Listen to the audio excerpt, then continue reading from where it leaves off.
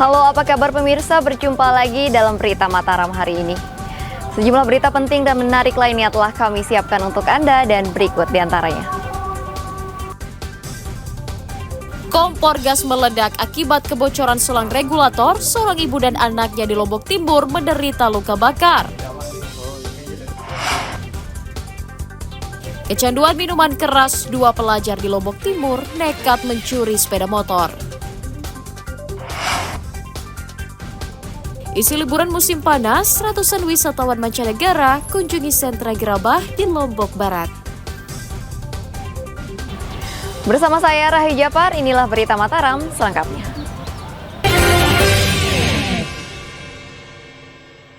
Ya panas ya, emang luka bakar. Seorang ibu rumah tangga bernama Lina Yasri dan anaknya Muhammad Rizky menjadi korban ledakan kompor gas di Desa Dangar, Kecamatan Masbage, Kabupaten Lombok Timur. Insiden itu terjadi saat Lina menyalakan kompor untuk menyiapkan sarapan. Tiba-tiba kompor mengeluarkan api dan meledak hingga menyebabkan korban terluka bakar di bagian kaki. Semburan api juga melukai Muhammad Rizky saat masuk ke dapur hendak melihat kondisi sang ibu. Kerasnya ledakan menyebabkan robohnya sebagian tembok dapur dan kamar mandi. Ledakan diduga dipicu kebocoran selang regulator yang menyebabkan gas memenuhi area dapur. Ada gas yang bocor tapi nggak ada baunya itu kan. Iya. Ya. Dan ibu udah itu mau nyalakan kompor, langsung dah itu meledak. Meledak ya? Ya. Waktu meledak itu adik di mana? Di dalam kamar mandi, Pak. Oh, berarti apinya ke kamar mandi juga ya? Ya, semuanya itu udah. Kedua korban telah mendapatkan perawatan di rumah sakit, namun atas permintaan keluarga, keduanya diperbolehkan menjalani perawatan luka bakar di rumahnya. Muhtadun melaporkan dari Kabupaten Lombok Timur.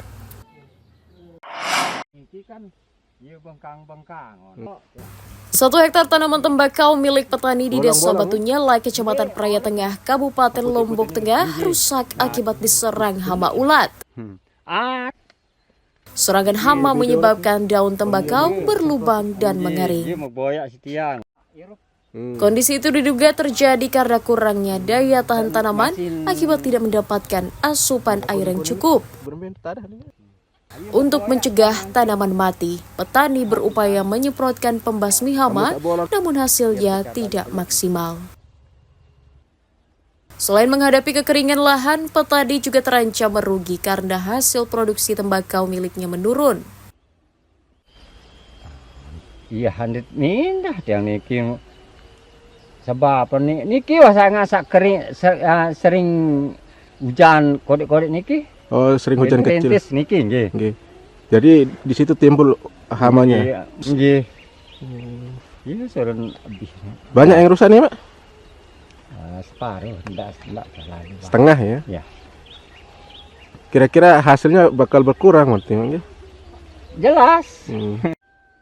Petani berharap pemerintah daerah turun mengecek kondisi tanaman mereka dan memberikan bantuan obat agar tanamannya bisa diselamatkan.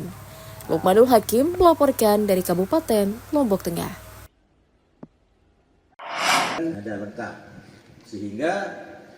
Pemerintah Provinsi Nusa Tenggara Barat mengajak masyarakat bijak menggunakan air saat musim kemarau. Pemda juga mengajak petani mengatur pola tanam agar tidak gagal panen memasuki puncak musim kering yang diprediksi terjadi mulai Agustus hingga November. Selain mendistribusikan air bersih ke wilayah terdampak, Pemda juga fokus pada pemanfaatan air bendungan untuk mengairi lahan pertanian. Pemda juga mengupayakan perbaikan saluran irigasi pertanian serta pengadaan sumber air tambahan di wilayah yang menjadi langganan kekeringan. Ketahui memang bahwa perubahan cuaca itu berlaku secara universal. Terlebih-lebih yang tipologi kita wilayah kita Nusa Tenggara Barat, yang makin ke timur itu makin tingkat kekeringannya berdampak. Oleh sebab itu kita dari pemerintah mengantisipasi dengan program-program terapan yang langsung bisa berdampak kepada masyarakat.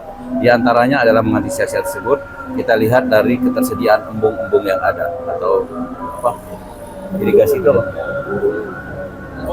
Embung itu irigasi ya? Apa itu? Bendungan yang ada. Guna mengoptimalkan penanganan dampak kemarau, Pemda telah menetapkan status darurat kekeringan di 9 kabupaten kota kecuali Kota Mataram. Pemda juga meminta warga melapor ke Badan Penanggulangan Bencana Daerah jika mulai kesulitan air bersih di wilayahnya. Dari Kota Mataram, Emi Kusuma melaporkan.